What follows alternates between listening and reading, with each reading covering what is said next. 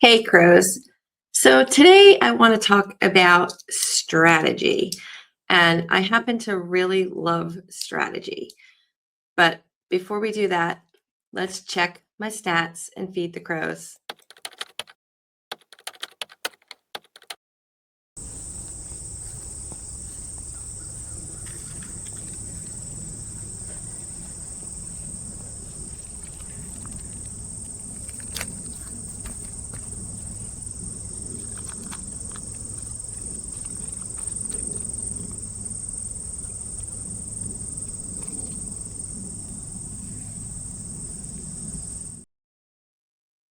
So, you guys know that I am completely making this up as I go. And I'm just taking in all the experiences that I've had in my life to date and trying to apply them in this new space. And the other day, I was babysitting. I had four kids from the ranges of 6 years old to 13. And I brought over my game Labyrinth. Not sure if any of you guys have ever played that game, but it is a kid's game. And you've got to push tiles around in order to create a path within the maze to get to the thing you're trying to collect. It's a really fun game. I did shoot some video of that I haven't done anything with, but it was really fun to sit back. I actually wasn't playing. The four kids were playing, and I'm watching them play, and I'm hearing the 6-year-old say, "Wow, that was an awesome move, and I know what I'm doing next." And the 13-year-old saying, "Yeah, well, I've got 7 moves planned out." And it was really fun for me to watch this game of strategy unfold. And of course, everyone else's strategy interrupts each other's players. So if one player moves the pieces, it could affect another player's strategy. So it's a really fun and simple game that my children loved to play, and I watched these kids play and they loved it. And it got me thinking about how much I love strategy.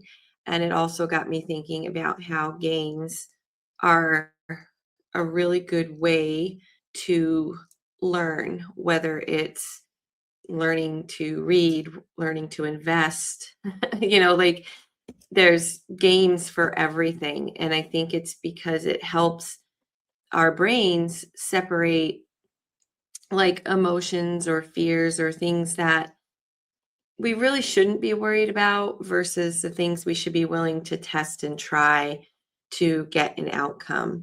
So yesterday, it took me way too long, but I spent a lot of time quantifying YouTube as a game, the game that I see it.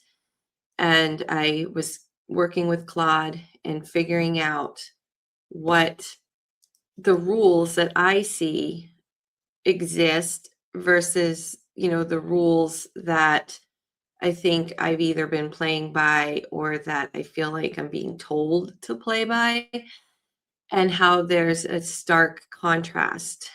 And so then I asked a very simple question of Claude, and I asked Claude, "Can you now tell me what's the best way to play this game?" Now, the interesting part is it's still very layered and nuanced, just like any strategy game, because Claude immediately asked, "Well, what's your end goal?" And so it just got me thinking even deeper. And I ended up doing something that I don't know how I feel about it right now. It feels very uncomfortable. I don't I really don't know how to feel about it. And the only thing I did this morning is check my stats because I didn't want my raw thoughts to be, I don't know, an answer to anything that might be happening because of what I did. And in case you don't know what I did, I launched my little painted crow guild in a very soft way. And I only invited 5 people, and they might all say no. But the way I'm looking at this as part of my journey is I'll never know unless I ask. And it's in the asking where I grow. All 5 might say no, all 5 might say yes. One might, there's just so many variables. You get the gist. I don't need to spend 20 minutes of your time explaining the minutia of what's going on. So emotionally, I'm feeling like I'm not ready, like this is crazy. I don't want to do it. But then logically, I'm playing a game and I know what my end result is. So I can't sit on the sidelines just building theory because theory is never as good as the real thing. So I'm going to take it day by day and I'm going to figure it out. And here's the thing, it might totally flop, but I'm going to learn a lot from that flop. And that's how I am approaching what I'm doing in this moment. So if you want to know more, just keep watching because every day I'm trying to get back to these raw thoughts of what I'm doing. And these are unfiltered, first in the morning, like Renee's done nothing but get up and feed the crows, and you know the drill. Which brings me to one last point if you're still watching. I've decided to drop the feeding the crows part because it's becoming a roadblock to me keeping my day moving forward. It's become resistance.